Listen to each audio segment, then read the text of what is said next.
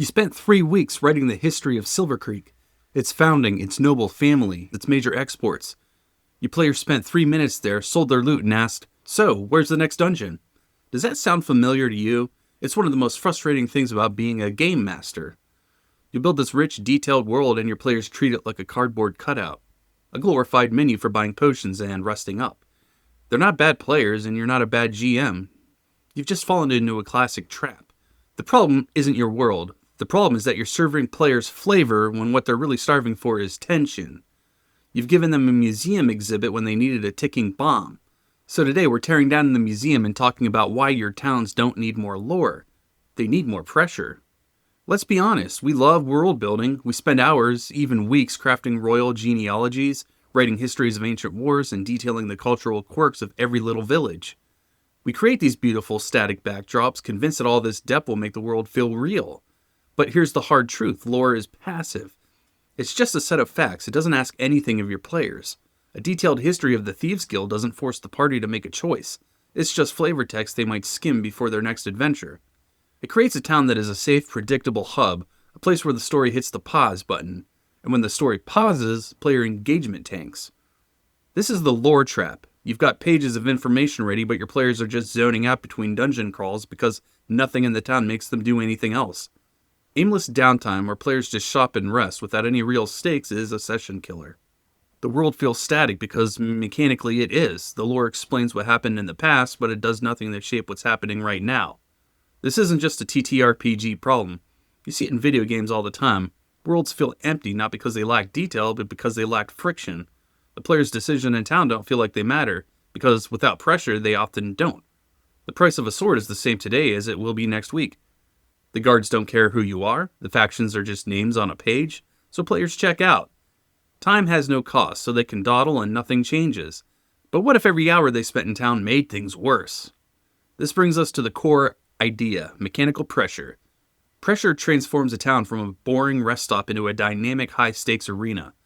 It introduces real risks, consequences, and a constant feeling that the world is moving with or without them. Think of it like this, lore is a photograph of a wolf. It's interesting to look at, but it isn't dangerous in and of itself.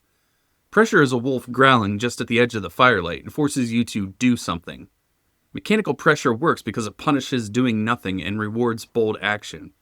It makes time a resource that's constantly draining away. Suddenly, spending 3 days haggling over the price of plate mail has a real cost. While the players are debating, the cult they're investigating is finishing its ritual. A plague is spreading through the slums, or the enemies are closing in.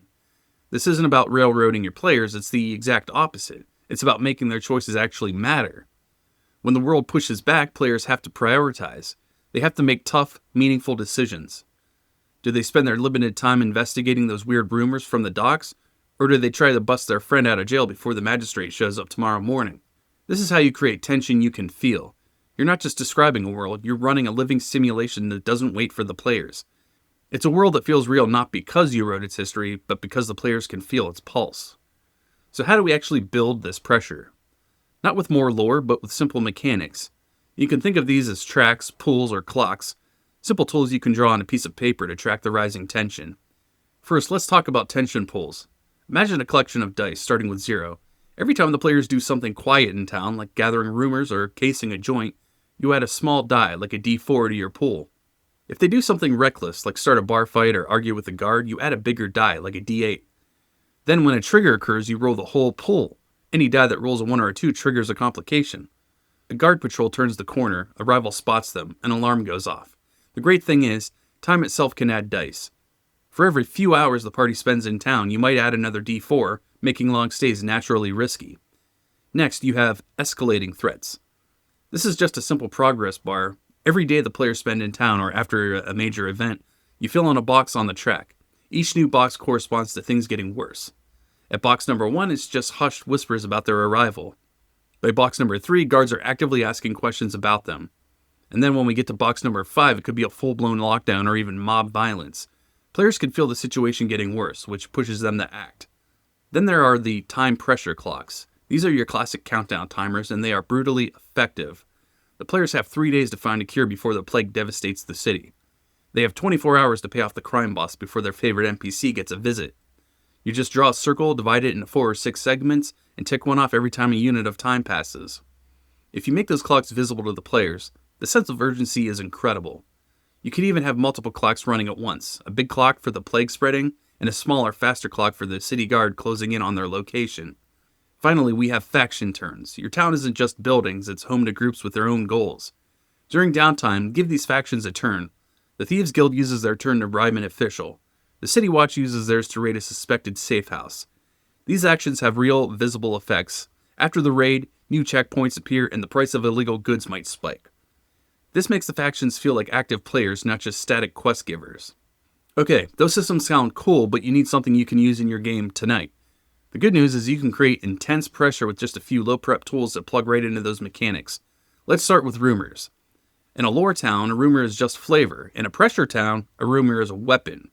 When your tension pull triggers a complication, maybe it's a rumor, whispers are spreading about the outsiders, flashing way too much coin at the tavern.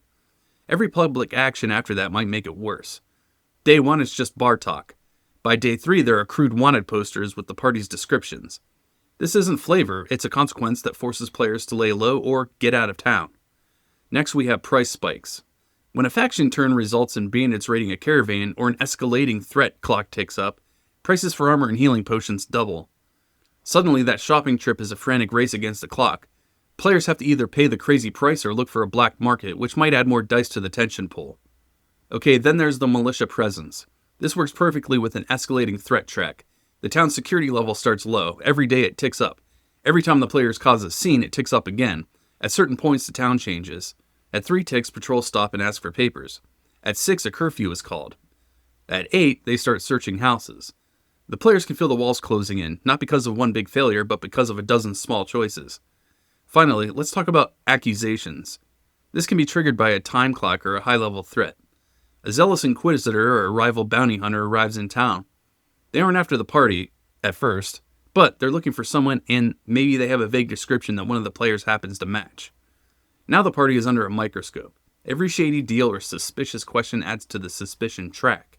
If it gets too high, the accusation becomes public, and the party is suddenly facing a trial or being run out of town. These tools, rumors, price spikes, militia presence, accusations, are simple, powerful, and they all work together. To make it even easier, I've put them into a single 2-page tracker you can grab for your own table. It's called the Town Pressure Track, and it combines a 7-segment escalation system with triggers for all the events we just talked about. You can download it for free with the link in the description and immediately turn your next town session into a pressure cooker. When you start using these mechanics, keep a few things in mind. First, timing is everything. Run your faction turns and tick up your pressure tracks during downtime. Don't reveal all your cards at once. Build paranoia with small hints. The guards at the gate seem to be eyeing you, or you notice the price of rations went up overnight. Second, get player buy-in. You can do this by setting the tone right away. Start the session with something like, you arrive in Westgate at dusk and the town is on edge. The gates are closing an hour early and our patrols are on every corner. What you do next matters. This signals from the jump that their choices have weight. Third, it's about mitigation, not removal. Players should have ways to push back. A successful bribe might remove a tick from the militia track. A clever lie could shut down a rumor, but these actions should cost time and money, creating more interesting choices. The point is, reckless action should always speed up the clocks faster than careful planning can slow them down. For too long, we've confused detail with depth. We've built these meticulous worlds that our players are too bored to even explore. The truth is, towns don't come alive through pages of history. They come alive through the friction they present. They become memorable when players have to make desperate choices under a ticking clock. So stop writing lore that your players will ignore. Start building pressure that they can't. Ditch the static backdrop and turn your towns into the most dangerous and exciting part of your adventure. Because years from now, your players won't remember the history of some ancient dwarven kingdom. They'll remember the time they had to talk their way past an armed checkpoint with 2 minutes left before the antidote expired, all because the fighter just had to start that bar fight. That's tension, and that's pressure, and that's what makes a game unforgettable.